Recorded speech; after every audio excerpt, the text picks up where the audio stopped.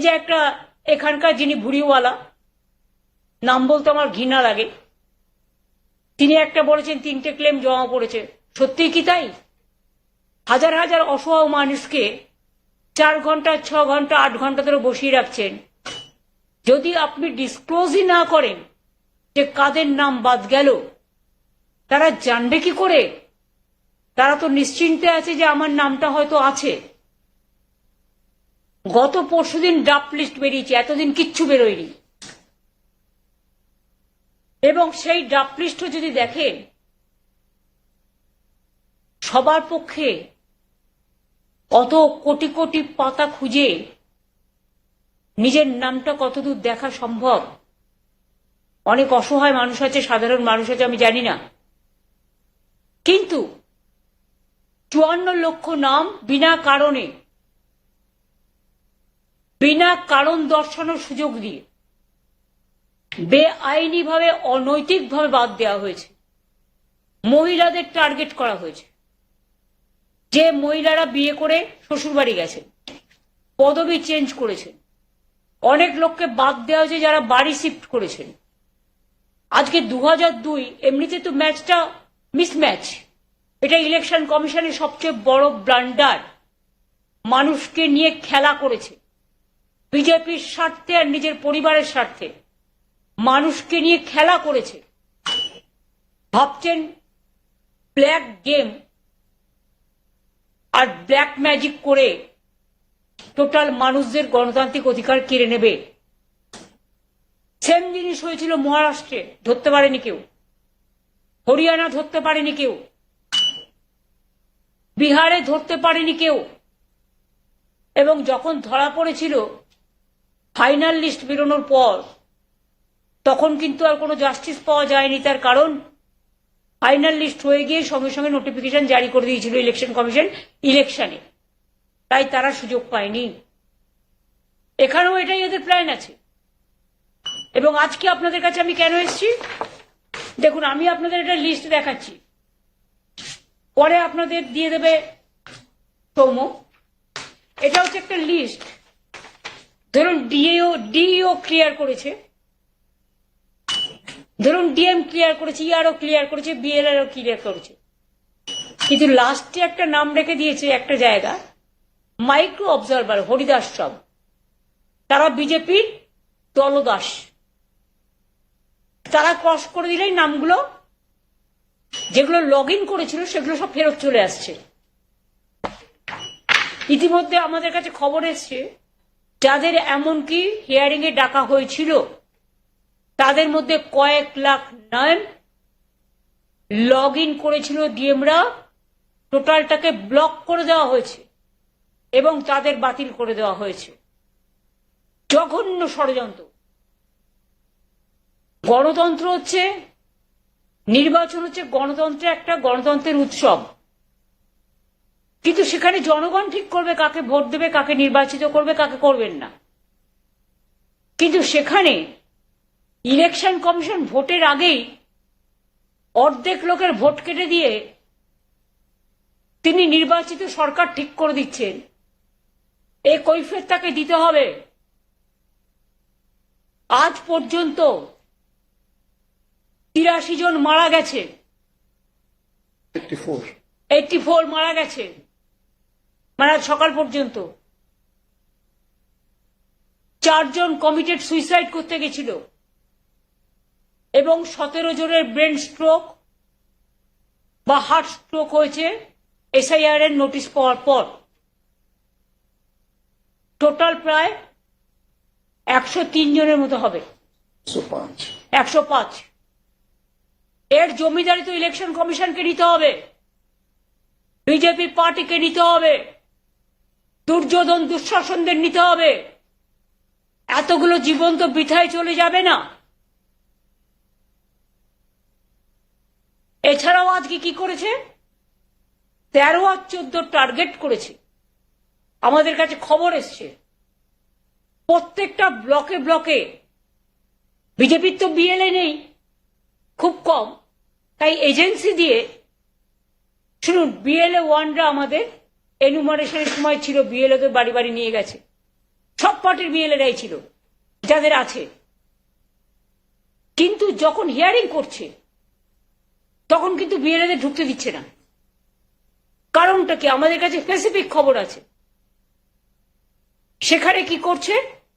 Micro observer বসে আছে, কিছু গদ্দার আর কিছু বিজেপির দালাল দলদাস কৃতদাস, যারা কেউ গেলেই বলছে anti Bengali, anti nation, anti national, রাষ্ট্রবিরোধী, এবং লিখে দিচ্ছে যে নট ফাউন্ডিং এনি এভিডেন্স, কোনো এভিডেন্স পাওয়া যায়নি। ওয়ারাস যে লোকটা যাচ্ছে তার সব ডকুমেন্ট নিয়ে, তাকে কিন্তু কোনো রিসিট দেওয়া হচ্ছে না। আপনি যখন ব্যাংকে টাকা জমা করেন, আপনি কিন্তু জানতে পারেন কতটা জমা হলো, ব্যাংক আপনাকে ইনফর্ম করে। আপনি হসপিটালে টাকা জমা করলে আপনি একটা রসিদ পান। আপনি একটা স্কুলে গিয়ে ছেলে ভর্তি করলে, মেয়ে ভর্তি করলে, যখন আপনাকে দিতে হয় কিছু, যেসব স্কুলে টাকা দিয়ে ভর্তি হয়, একটা রিসিট পান। আপনি একটা দোকানে জিনিসপত্র কিনতে গেলে আপনি একটা রিসিট পান, আবার জিএসটির সাথেও সংযুক্ত করা হয়। তাহলে এখানে যখন মানুষ তার পাসপোর্ট নিয়ে যাচ্ছে, মানুষ তার ডোমিসাইল সার্টিফিকেট নিয়ে যাচ্ছে, তার বার্থ সার্টিফিকেট নিয়ে যাচ্ছে, আধার কার্ড নিয়ে যাচ্ছে, প্যান কার্ড নিয়ে যাচ্ছে, হেলথ কার্ড নিয়ে যাচ্ছে, সার্ভিস ডকুমেন্ট নিয়ে যাচ্ছে, তাদের একতরফাভাবে বলে দেওয়া হচ্ছে যে তারা এলিজিবল নয়। ওরা যেটা লিখছে এটা আমরা প্রথমে জানতে পারিনি, কারণ ওখানে কাউকে বিএলএ ঢুকতে দেওয়া হচ্ছে না, এই একটাই কারণে। বিএলএ 2 ঢোকার কথা ছিল, কিন্তু যেহেতু বিজেপির বিএলএ 2 নেই, সেই জন্য BLA 2s are not allowed. তাহলে বলুন, আপনি একটা লোককে বাদ দিচ্ছেন, সেই লোকটার কারণ জানার অধিকার নেই, আপনি আমাকে কেন বাদ দিচ্ছেন? 54 লক্ষ নাম যখন বাদ হয়, ইয়ারোদের নাম মিসইউজ করেছিল এবং অ্যাসোসিয়েশন চিঠি লিখে জানিয়েছিল ইলেকশন কমিশনকে যে আমরা কিন্তু ডিলিট করিনি, সেই এভিডেন্স আছে, এবং দ্যাট মিনস এআই কে দিয়ে ডিলিটটা করানো হয়েছে বিজেপি পার্টি থেকে। এবং আজকে যেটা একটা সাংঘাতিক খবর, দেখুন, আগে 54 লক্ষ এমনি বাদ, তার অধিকার রক্ষার কোনো সুযোগ দিল না, সে জানেও না কার নাম বাদ হয়েছে, সেই লিস্ট বাজারে বেরোয়নি। এবার লজিক্যাল ডিসক্রিপেন্সি, এটা কিন্তু কোনো এসআইআর এ ছিল না, কোনো আইনে নেই, এটা নতুন করে দলদাসদের মাথা থেকে বেরিয়েছে।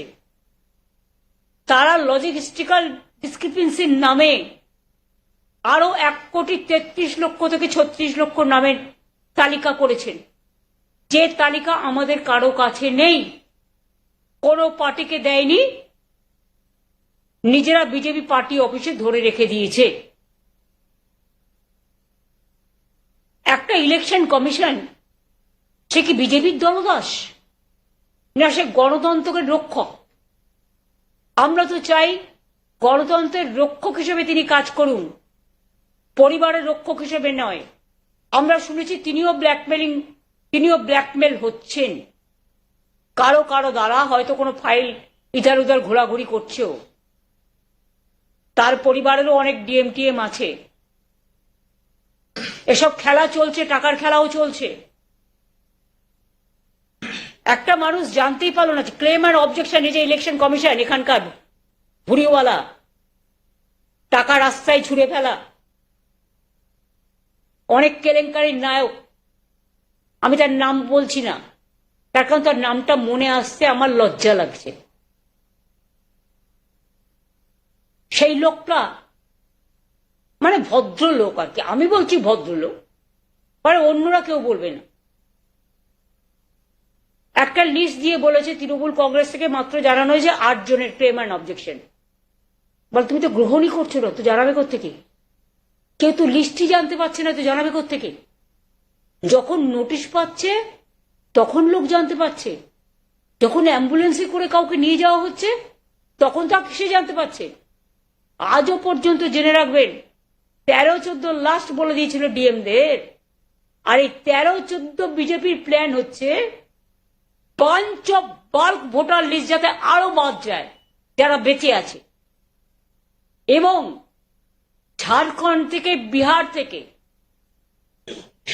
যেরকম বিহারে ভোট দিতে গিয়েছিল না রেলে করে, ভুলে যাননি নিশ্চয়ই আপনারা, সেই রকম বাংলায় যাতে ঝাড়খণ্ড থেকে ভোট দিতে আসে, উড়িষ্যা থেকে ভোট দিতে আসে, বিহার থেকে ভোট দিতে আসে, প্রত্যেকটা পুলিশ স্টেশন অনুযায়ী কোথাও বিএলও, কোথাও ইআরও, কোথাও ডিএম অফিস, কোথাও এসডিও অফিস সেট করে কোথাও 10,000 লোকের নাম একসাথে নিয়ে গেছে বাল্ক, যেটা ইল্লিগাল, করতে পারে না আরো জীবন্ত লোকেদের নাম বাদ দিতে।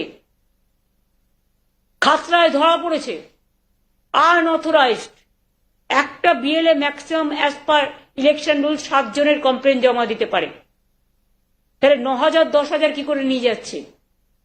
মালদায় ফেলে দিয়ে চলে গেছে কয়েক হাজার। সব বিহারের লোক ম্যাক্সিমাম, হয়তো 100 এখানকার লোক থাকতে পারে। সে নিজে করবে, তুমি কে? তোমার এজেন্সি কেন করবে? তুমি আমার এজেন্সিকে অ্যারেস্ট করবে, তুমি আমাদের এজেন্সিকে ঘেরাও করবে, তুমি আমাদের এজেন্সিকে সব তছনছ করবে, আর তোমার এজেন্সি গিয়ে খাতড়ায় ধরা পড়েছ, রানীবাঁধে ধরা পড়েছ, তালডাংরায় ধরা পড়েছ, মালদাতেও 10,000 নিয়ে গেছ, ময়না তমলুক ময়না সেখানেও কয়েক হাজার নিয়ে গিয়েছ, সব থানাতেই নিয়ে গেছে। ব্যারাকপুরেও বড় নেতার ছেলে নিয়ে গেছিল। এগুলো তো আনঅথরাইজড, এগুলো উইদাউট ভেরিফিকেশন কেউ কি অ্যাকসেপ্ট করতে পারে? তাহলে বিএলআর ওদের কি প্রয়োজন ছিল তখন? এখন তো এগুলো হচ্ছে না।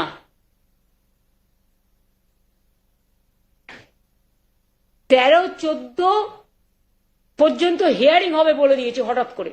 এটা হোয়াটসঅ্যাপ ইলেকশন কমিশন, সব হোয়াটসঅ্যাপ বিজেপি যা বলছে উনি প্রতিদিন চেঞ্জ করছে। দিনে একটা, রাতে একটা, মধ্যবেলায় একটা, বিকেল বেলায় একটা, ভোরবেলায় একটা, ঘুমোতে যাবার আগে একটা। এবং মাইক্রো অবজারভার যা কোনো স্টেটে নেই। Micro observer is not allowed in SIR rule.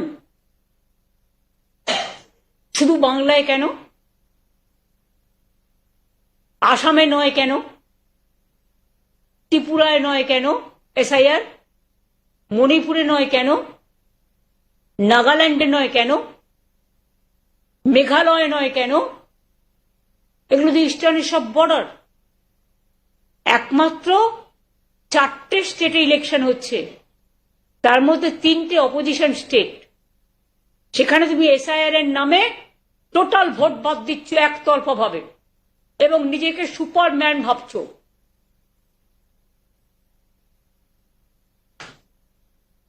Election কমিশনকে আমরা রেসপেক্ট করি, বাট মনে রাখবেন সবার কিন্তু একটা সংবিধান মেনে চলতে হয়, নিয়ম কানুন মেনে চলতে হয়। নিয়মের যদি উল্লঙ্ঘন হয়,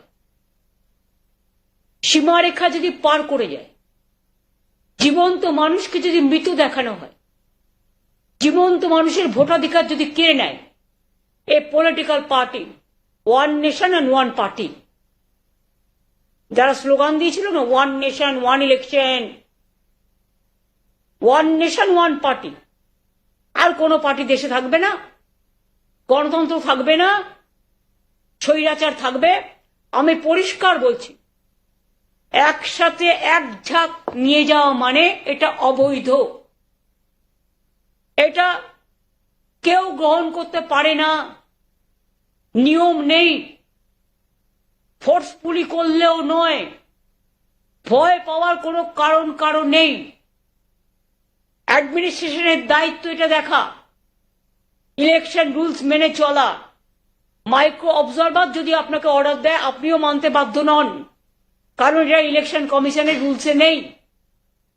একদিকে গঙ্গাসাগর মেলা চলছে, কোটি তীর্থযাত্রীকে নিয়ে প্রশাসন হিমশিম খাচ্ছেন, জলে কি করে তাদের পার করবেন আর কি করে তাদের নিয়ে যাবেন।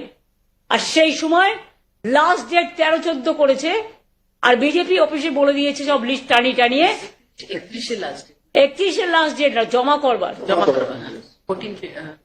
তার কারণ হচ্ছে আগে ছিল 31, এখন হঠাৎ হোয়াটসঅ্যাপে বলে দিয়েছে শুনেছি 13-14। এবার আমাকে আপনারা বলুন, তাহলে 13-14 হিয়ারিং হলো না, কত লক্ষের হিয়ারিং হলো না? 70 লক্ষ। এখনো হিয়ারিং হয়নি। আর দুই হচ্ছে যাদের হলো তাদেরটাও ফাউন্ডিং ডিটেলস। অমাত্য সেন দেশের লোক নয়,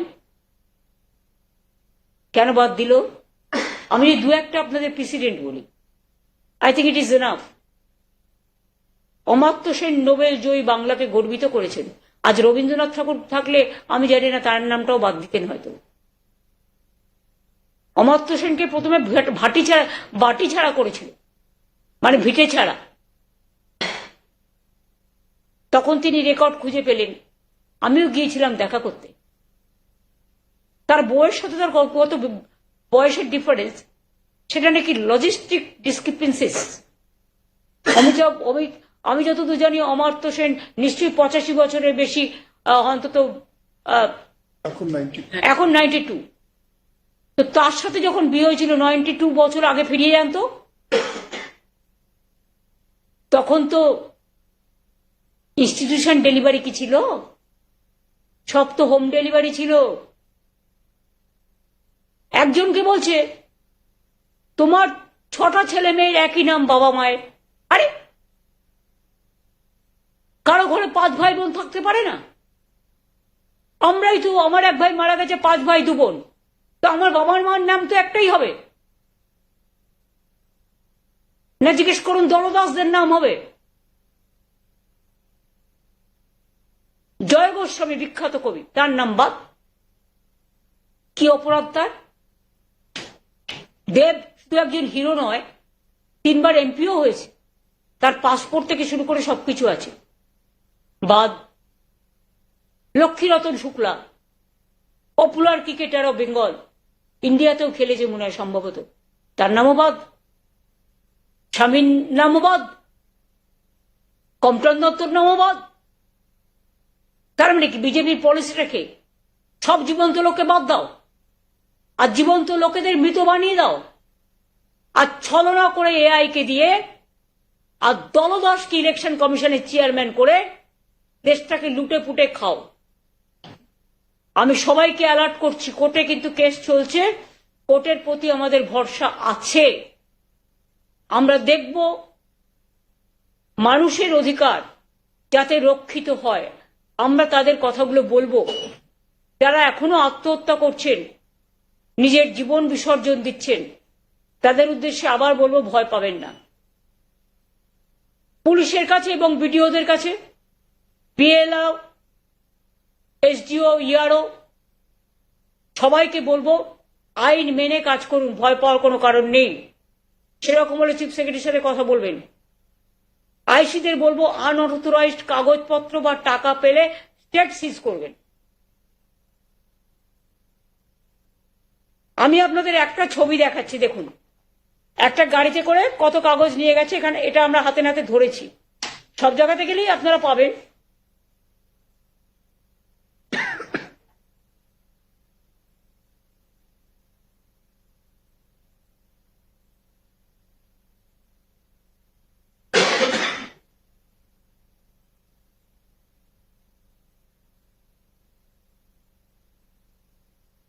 ছবিটা দেখুন, একটা গাড়ির ভেতরে 9-10 হাজার ফর্ম নিয়ে গেছে, সব ডিলিট করার জন্য, জেনুইন ভোটারদের নাম।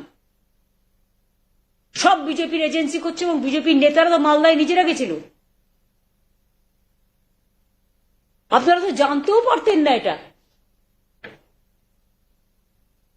ফাইলের পর ফাইল, বস্তায় বস্তায় কাগজ। এগুলো মানুষের অধিকার চুরি নয়, তথ্য চুরি করছে, অধিকার চুরি করছে, গণতন্ত্র চুরি করছে। মানুষকে বাঁচতে দিচ্ছে না, জীবিত মানুষকে মৃত বলে দিচ্ছে। মহিলা বাহিনী যারা কেউ শ্বশুর বাড়িতে গেছে, অনেক লোক তো আপনারা আছেন, কেউ কি চিরকাল এক বাড়িতে আছেন? এক পাড়া থেকে আরেক পাড়ায় অনেকে শিফট হয়ে গেছেন। তার আগে হয়তো একটা সে স্লাম এরিয়ায় থাকতো, এখন সে একটা দুরুমের ফ্ল্যাট পেয়ে গেছে। আপনারা সবাই সাংবাদিকরা বলুন না, আপনারা সবাই কি এক জায়গায় থাকতেন? থাকতেন না। কেউ কেউ তো বাড়ি চেঞ্জ করতেই পারে, it is their moral right. আর কেন বাংলার ব্যাপারে ডোমিসাইল সার্টিফিকেট গভর্নমেন্টের সমস্ত ডকুমেন্ট ক্যান্সেল করে দিচ্ছে, তাহলে বিহারে যেটা অ্যালাউ হচ্ছে বাংলায় অ্যালাউ হচ্ছে না কেন? কার নির্দেশে, কার অঙ্গুলি হেলনে? দুর্যোধন দুঃশাসন শকুনির পাশা খেলা করে বাংলাকে জয় করা যাবে না। মানুষ মৃত্যুঞ্জয়, মানুষকে অসময়ে জীবিত মানুষকে মৃত দেখাবে না। আর ক্ষমতা থাকলে লড়াই করো, গণতন্ত্রের ফেস টু ফেস লড়াই করো। ক্ষমতার আড়াল থেকে সব এজেন্সিকে দিয়ে পাওয়ার মিসইউজ করে বাংলা দখল করার চেষ্টা করবে না। বাংলায় তোমরা বাংলাকে করছো হামলা, বাংলাকে করছো জুমলা। আমি পরিষ্কার বলছি, বাংলায় তোমরা করছো লুট আর বলছো ঝুট।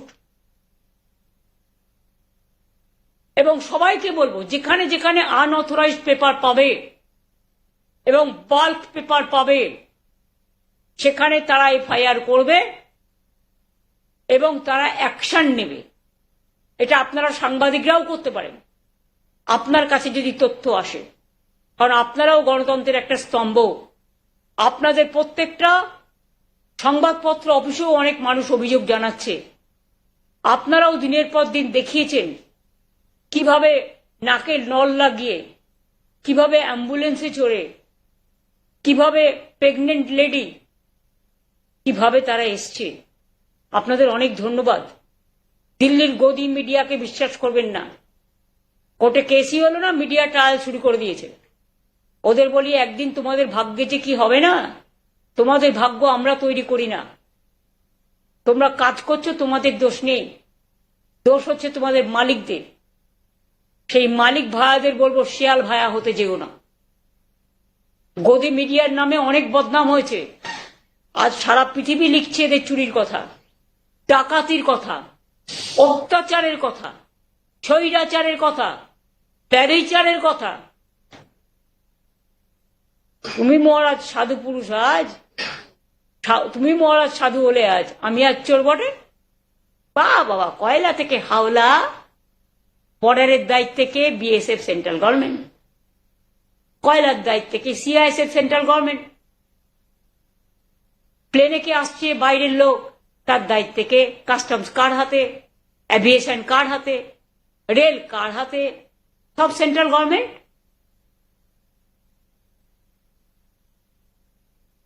সিআরপিএফ কার হাতে? Central government. আর্মিও তোমার হাতে, সেন্ট্রাল গভর্নমেন্ট। আমি জীবনে দেখিনি, এমনকি আমার কাছে একটা খবর এসছে, কদিন আগে আপনাদের সাংবাদিকদের আর্মি অফিস থেকে কাউকে কাউকে ইনভাইট করা হয়েছিল জাস্ট টু টক। আমি এর মধ্যে কোনো ভুল দেখি না, আমি ওদের সম্মান করি, আমি সব ফোর্সকেই। কিন্তু একটা রিকোয়েস্ট করব, আমার কাছে খবর আছে ফোর্টিরিয়ামে একজন কমান্ড্যান্ট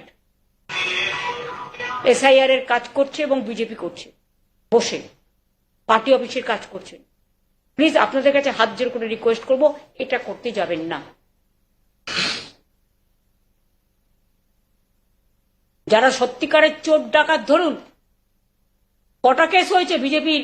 খুনি, ডাকাত, ধর্ষককারী, হত্যাকারী, হাওলাকারী, কটা কেস হয়েছে?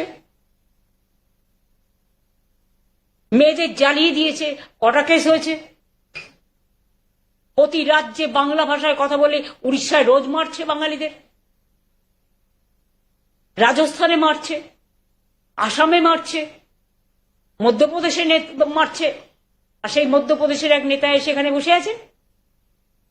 বাংলায় আপনি শান্তিতে থাকবেন, হ্যাঁ আপনাকে সব শান্তি দেবো, সব ভালো ভালো মিষ্টি খাওয়াবো, কিন্তু নিজের রাজ্যটাকে কন্ট্রোল করুন। ডাবল ইঞ্জিন রাজ্যে বাংলার লোককে পেটাবেন, আর এখানে মানুষের ভোট বাদ দিয়ে ভাবছেন ভোট বাতিল করে ইলেকশন কমিশনকে ম্যানিপুলেশন করে আপনারা ভোট করবেন আর আমরা সবাই ললিপপ খাবো, এটা হতে পারে না। প্রতিবাদ চলছে, প্রতিরোধ চলছে, প্রতিবাদ চলবে, প্রতিরোধ চলবে। আমি সমস্ত BLA 1 BLA 2 সবাইকে এলাকায় নজর রাখতে অনুরোধ করব। আমি সমস্ত আইসিদের নজর রাখতে অনুরোধ করব, কারণ এই বস্তার মধ্যে যে কেউ বন্দুক বা বোমা ভরে আনছে না তার তো কোনো গ্যারেন্টি নেই। আমাকে তো সিকিউরিটির পয়েন্টটাও দেখতে হবে। From the security point of view আমার রাজ্যকে শান্তি রক্ষা করতে হবে। এরা তো নিজেরাই মূর্তি ভেঙে নিজেরাই বড় বড় কথা বলে, আর দিল্লি ভাঙতে গিয়ে যখন মন্দির ভেঙে তুলে দেওয়া হলো তখন চুপ থাকে, একেবারে চুপচাপ, যেন ভাজা মাছটা উল্টে খেতে জানে না। কাজেই আপনাদের আমি বলে গেলাম তথ্যগুলো। আশা করি যারা জেনুইন ভোটার তাদের নাম বাদ যাবে না। এটাই আমার প্রথম এবং শেষ কথা। আর প্রশাসনকে ভয় দেখিয়ে লাভ নেই। আপনারা বিহারে যেটা করেছিলেন, ফাইনাল লিস্ট যেদিন বের করেছিলেন সেদিনই ইলেকশন ডিক্লেয়ার করে দিয়েছিলেন যাতে কেউ কোর্টে বিচার পেতে না পারে। এটাও করেছিলেন আপনারা। কেউ জানতোই না যে হরিয়ানা থেকে লোক ভোট দিতে আসছে, রেলে ভর্তি করে বিহার থেকে ভোট দিতে আসছে। ইলেকশন আসলে মনে পড়ে উদ্বোধন, আর ইলেকশনের পরে সব টাকা বন্ধ, টাকা আটকে রাখার বন্ধন। কি উদ্বোধন করছেন? মালদা থেকে জলপাইগুড়ি বা জলপাইগুড়ি থেকে গৌহাটি, এগুলো তো পলিটিক্যাল, যেখানে যেখানে ইলেকশন আছে ম্যাক্সিমাম, আর এগুলো সার্টেন, এর কোনো গুরুত্ব নাই।